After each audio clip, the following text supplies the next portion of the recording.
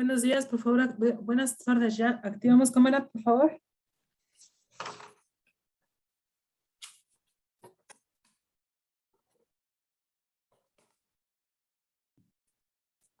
Me entregaron listas de oficiales de escolar, así que si no escuchan su nombre, hay que arreglarlo en el área de escolar en la universidad, por favor. Flores Guadarrama.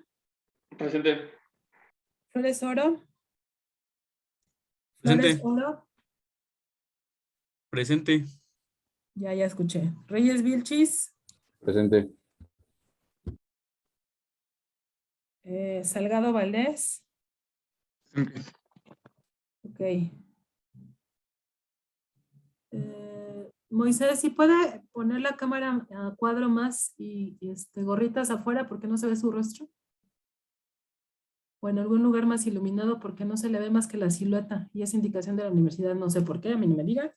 Entonces, tiene que verse su cara claramente. Ok.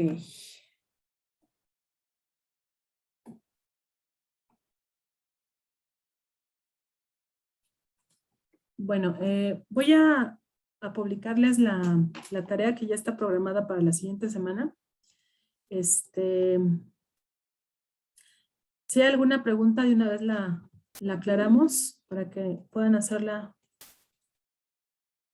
con claridad la tarea. Gracias, muy amable. Ok, vamos a publicarles la actividad. Ok.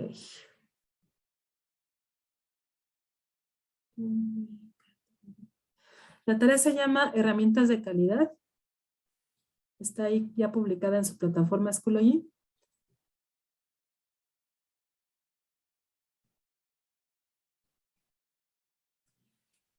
En esta tarea se les solicita que construyan un ejemplo de cada objetivo en donde se puedan utilizar las diferentes estrategias de calidad y describir en al menos 50 palabras el proceso de utilización de las herramientas en cada ejemplo y de acuerdo con el objetivo planteado. Es decir, el objetivo 1, y lo vamos a ver ahorita en la clase, es que estas herramientas ayudan a descubrir qué problema será tratado primero, es decir, priorizar.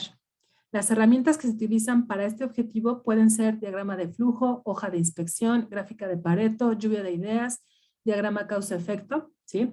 Y por ejemplo, en la tarea lo que se les pide es que construyan un ejemplo en este objetivo que se relacione con algún problema que tenga que ser tratado primero y después cómo utilizarían a lo mejor una gráfica de Pareto, cómo la utilizarían. Por eso es la descripción de 50 palabras. Luego, para el objetivo 2 dice, llegar a un punto que describe el problema en términos de qué, cómo, cuándo, dónde, quiénes y su alcance. Con este objetivo van a construir el ejemplo y luego van a justificar en al menos 50 palabras tanto la descripción del ejemplo como la justificación de qué herramienta utilizar. Si una hoja de inspección o si mejor un histograma o una gráfica de pastel. Nada más una de las herramientas, no todas. Elijan una, la que se adecue más tanto al ejemplo que van a crear como al objetivo que van a alcanzar si se utiliza alguna de estas herramientas. ¿Sí queda clara la tarea? ¿O hay alguien que tenga alguna pregunta? Sí queda claro. ¿Sí? Ahora, las características de la tarea es en Word, o sea, procesador de texto, no a mano, por favor, o sea, caligrafía. El formato de publicación en plataforma es PDF, porque PDF nunca me ha causado y nunca ha causado problemas para descargarlo. Me imagino porque es más chico el formato, no lo sé, pero que no sea en Word, sino que lo graben en Word y luego a PDF y eso lo suban, ¿sale? Se deben incluir al menos 5 referencias formato APA séptima edición. ¿Por qué 5? Porque pueden utilizar diferentes fuentes para crear su propio ejemplo y les sirva más, con más referencia, con más claridad, ¿sí? No nada más que pongan elaboración propia, sí, bueno. ¿Y en qué otra fuente se basó para crear el ejemplo y escoger la herramienta de calidad que mejor soluciona este ejemplo o este objetivo, ¿sí? Entonces, al menos 5. Se les va a revisar ortografía, sintaxis, redacción, uso correcto de signos de puntuación en la descripción del ejemplo. Acentos, a veces se comen acentos, hay que colocar acentos donde van. No incurrir ni en copia ni plagio, porque si no, no se califica con 0 la tarea y aparte se les baja 2 puntos de la calificación final del curso. Y la tarea, por favor, con ustedes nunca he tenido este problema, pero sí ha sucedido que colocan la tarea en otro espacio que no va. Entonces yo no la veo y si no la veo en este espacio se les coloca 0. ¿Sí? La fecha de entrega es el viernes 24, el viernes de la siguiente semana antes de las 6 de la tarde. ¿Ok? O sea, viernes 1 de octubre. Para que lo hagan en tiempo y forma y no se les bloquee la plataforma. ¿Alguna otra pregunta? No. Bueno, ok. La clase pasada, que no me fue posible asistir por causas de salud, se quedó pendiente un ejercicio, ejemplos de las 7 herramientas de calidad. No sé si... No, de hecho no es cierto. No fue no fue pendiente. Lo vamos a hacer ahorita. Entonces me voy a apurar con la parte instruccional de la unidad número 2, que es justo sobre las herramientas de calidad que van a utilizar para su tarea y que vamos a utilizar en el ejercicio. ¿Sí? Entonces me apuro a compartirles pantalla. Si hay alguna pregunta o comentario o participación que se valora en la calificación final, por favor levanten la mano aquí en Zoom o abran el micrófono, ya que somos poquitos aquí en la sesión. Bueno, entonces esta unidad va a tratar sobre la calidad y cómo podemos utilizar diferentes herramientas para alcanzar la calidad que cualquier empresa o administración requiera. Las herramientas de calidad se utilizan principalmente para resolver un problema, para establecer objetivos más definidos, para aprovechar oportunidades del entorno o para mejorar algún proceso. Las 7 herramientas básicas que son las que pueden ocupar en la tarea son, por ejemplo, checklist o listas de chequeo, verificación o inspección, diagrama de Pareto, los histogramas, diagramas de correlación para identificar causa-efecto o el scattergram, diagrama de flujo, diagramas de control y el diagrama de pescado o diagrama de Ishikawa, ¿no? Son las herramientas que seguramente ustedes en otras materias o en algunos problemas o tareas utilizan. Ay, perdón. Un poquito más de estas herramientas podemos mencionar que para analizar una situación, para analizar un problema, las principales que se utilizan son las hojas de verificación, de estratificación, el diagrama de dispersión, y para identificar alguna variable o algún factor de alguna situación o problemática, se utilizan más los histogramas, los diagramas de correlación o causa-efecto, los gráficos de control y el diagrama de Pareto. Las 7 herramientas tienen como propósito principalmente organización de datos duros o numéricos, la facilitación de planeaciones a través de estas herramientas efectivas de mejora del proceso y mejorar el proceso evidentemente de toma de decisiones. Aquí esa es la diapositiva que van a utilizar en la tarea, ¿sí? Estos son los 3 objetivos que les puse en la tarea y estas son las herramientas que mayormente se utilizan si se quieren alcanzar estos objetivos, cada uno. Lo que ustedes van a hacer es construir un ejemplo para este objetivo y cómo utilizarían o describir en las 50 palabras cómo utilizarían alguna de estas herramientas de este objetivo. Solo una, no las 5 o las 3 de acá, ¿vale? Bueno, también solo vamos a describir cómo, no vamos a poner un diagrama de flujo. No, exacto, sí. Okay. Si no lo van a, si lo quieren hacer, adelante. Digo, el histograma es muy fácil de hacer, o también el diagrama de flujo incluso también es muy fácil, ¿no? Pero, por ejemplo, el diagrama de dispersión, que hay que cargar las corridas y sacar coeficiente de correlación y todo eso, eso no lo tienen que hacer, ¿no? O sea, nada más que expliquen cómo se utilizaría para resolver tal o cual problema o para alcanzar el objetivo del que se trate. ¿Sale? ¿Ok? ¿Sí, Daniel? ¿O tiene alguna pregunta? Es que no sé si se quedó trabado en la red o algo así, pero lo veo muy estático. A lo mejor sí es la red. Ok. Los puntos a considerar en el procesamiento de datos antes de aplicar algún tipo de herramientas, pues son estos 6 principalmente. No obtener mucha información, sí tenía red problemas porque ya se desconectó. Daniel, no tener gran cantidad de datos porque lo único que hacemos es confundirnos o mezclar información y generar sesgos de la información, entonces hay que buscar datos confiables y de calidad, de fuentes confiables. Por eso no se trata de googlear cualquier ejemplo ya, sino realmente filtrar la información necesaria, recolectarla correctamente. No es lo mismo levantar un cuestionario que hacer grupos focales, que aplicar un checklist o una lista de cotejo, porque la calidad de la información va a ser distinta. Por eso hay que ocupar la técnica correcta de recolección de información. Si después de recolectarla notan que hay algún error de la información o algún sesgo, hay que filtrarla, hay que pulirla, porque si no, cualquier error puede ocasionar que la herramienta sea mal utilizada o que el resultado sea erróneo. Los datos deben ser consistentes, ¿sí? Sobre todo en tiempo. Hay muchos ejercicios de este tipo de herramientas que les establecen el tiempo en el que se va a recolectar la información, por ejemplo, para elaborar un histograma o para elaborar una serie de tiempo, hay que utilizar cierta T o cierta temporalidad para que sea más puntual el resultado. Cada documento de recolección de información deberá ser muy claramente identificado, por eso es el ejercicio de la tarea, para que ejerciten, porque ya seguramente lo habrán hecho, cómo interpretar datos de estas herramientas. O sea, lo de menos es hacerlas. Las computadoras lo hacen, hace un histograma, hace un diagrama de dispersión, SPSS, pero aquí el punto es que ustedes interpreten. Entonces, para eso es la tarea, ¿no? Ok,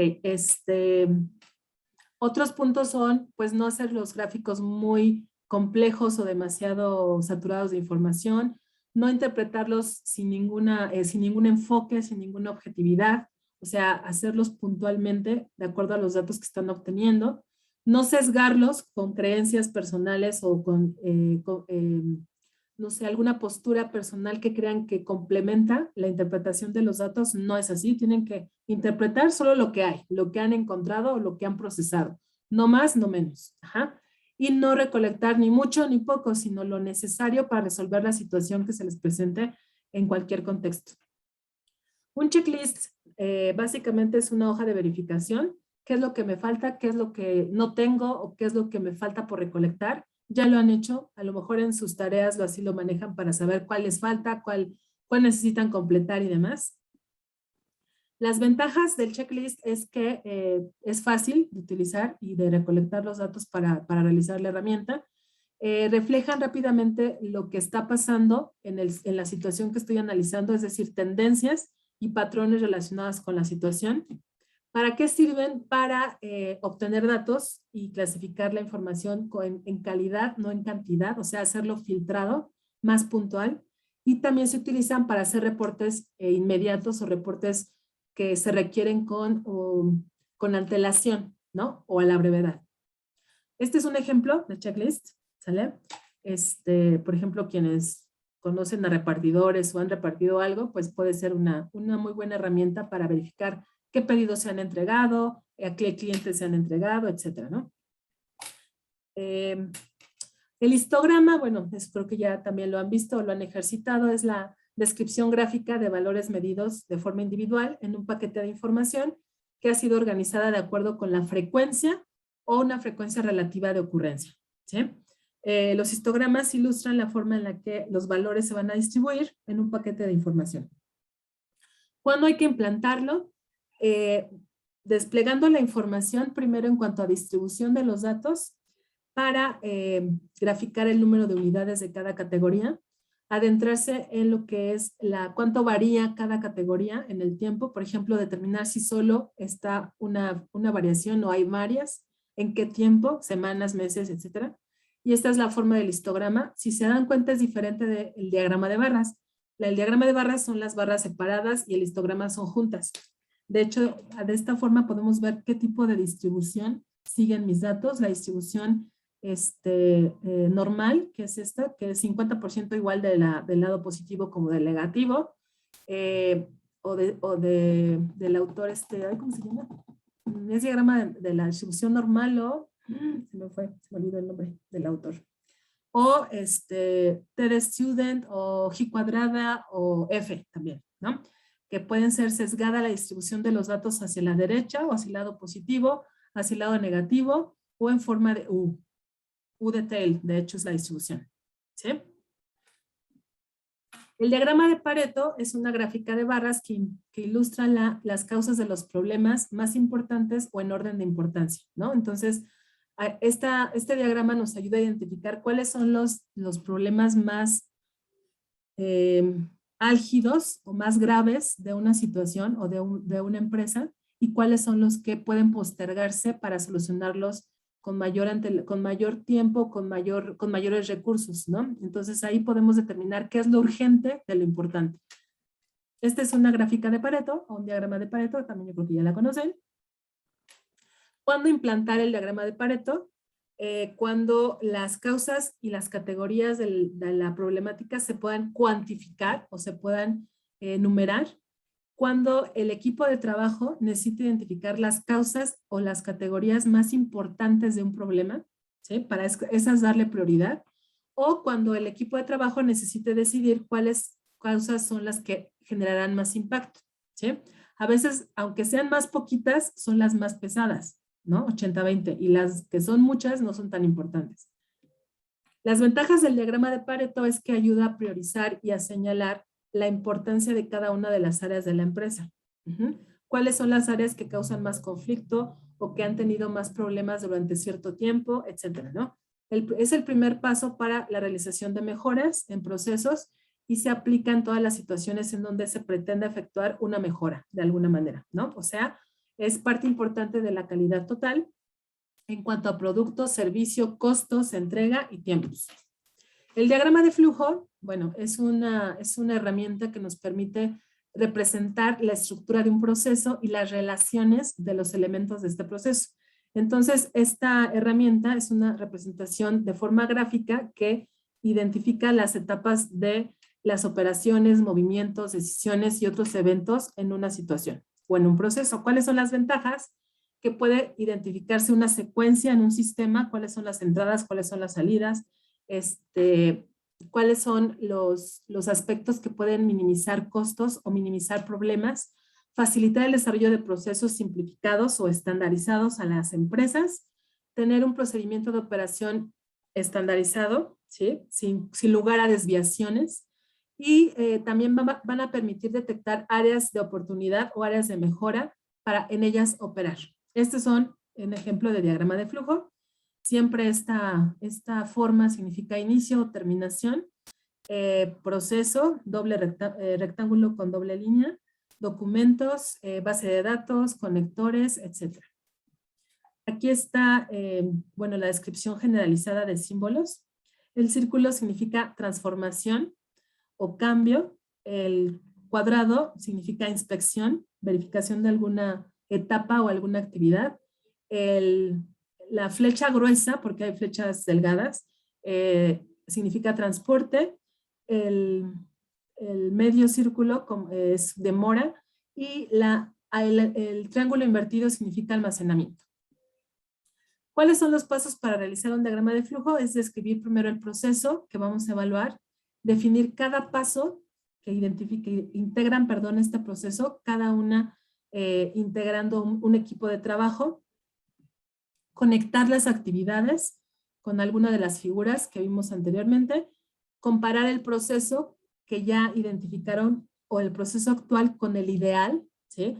Porque justamente este diagrama, como nos ayuda a identificar en qué etapa es donde se está fallando o cuál es la que está tardando más tiempo, podemos proponer otra forma de trabajar el proceso. Mejorar el proceso, por supuesto, ya después de haber identificado cada etapa e implementar el nuevo procedimiento. Aquí está un ejemplo, ¿sí? Con su inicio, cada una de las figuras intervinientes. Y este ejemplo en donde hay un proceso de identificar la edad de una persona, si eres mayor de edad, si no lo eres, etcétera, ¿no? ¿Qué pasa si no lo eres? ¿Nos regresamos o qué procede? ¿Ok? Diagrama de dispersión, bueno, es un diagrama en donde nos ayuda a identificar la causa raíz de una situación, problema o de una situación por mejorar o por anular, ¿sí? Y de manera que se pueda cuantificar. Entonces, este es un ejemplo de relación. Recuerden que la X significa variables independientes y la Y variables dependientes o respuesta, en donde es una relación positiva, una correlación positiva débil, por la dispersión de las observaciones a la media, que es la línea del centro. Entonces, hay otro tipo de correlación positiva, más intensa, en donde las observaciones están más apegadas a la media, o una correlación negativa, por ejemplo, la gráfica de la línea de demanda en economía es un ejemplo de dirección negativa. Es también como está aquí mostrado en la correlación negativa débil, separadas las observaciones de la media, o una correlación negativa, pero intensa, cuando están más apegadas a la media. Cuando no existe correlación, ¿sí? O cuando hay una correlación de tipo complejo, que puede ser positiva o mixta y también negativa. El diagrama de control es una herramienta que sirve para examinar si un proceso se encuentra en una condición estable o para indicar que el proceso se encuentra en una condición completamente inestable o fuera de control.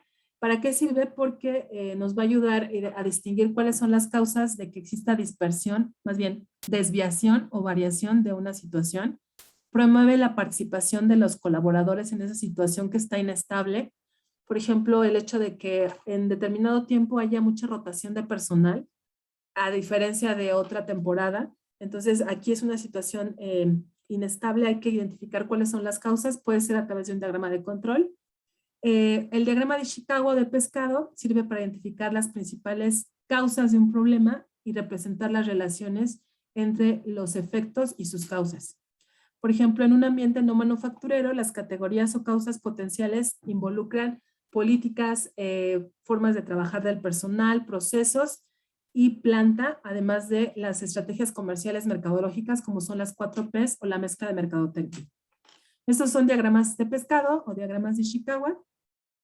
Cada una de las espinas representa las causas, ¿sale? Y la espina principal el efecto. Otro concepto importante que se puede clarificar a través del uso de las herramientas de calidad es la administración o la gerencia total de la calidad o Total Quality Management, la cual significa que se busca ante todo la satisfacción del cliente a través de los procesos de cualquier empresa o institución, obteniendo beneficios no solamente para el cliente final, sino para el cliente interno o los colaboradores de la empresa. ¿Sale?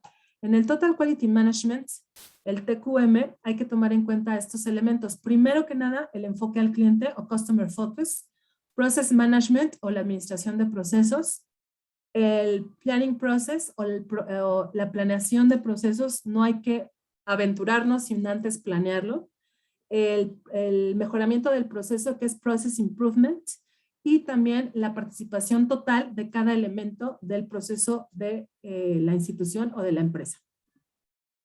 Voy a hacer más pequeñín. Otro elemento importante que se coadyuva a través del uso de las herramientas de calidad es el triángulo de la calidad. En el triángulo de la calidad, evidentemente, intervienen tres componentes importantes, como es el producto principal o el servicio principal de la empresa que quiere vender o colocar en el mercado. ¿Cuáles son las instrucciones o información necesaria para educar al cliente en el uso correcto de los procesos y del producto que se compra o que adquiere? Así también los servicios, en el caso de que se trate de un servicio. Y finalmente, el cliente del producto y su forma de utilizarlo. Estos son los tres componentes del triángulo de la calidad. Permítame tantito.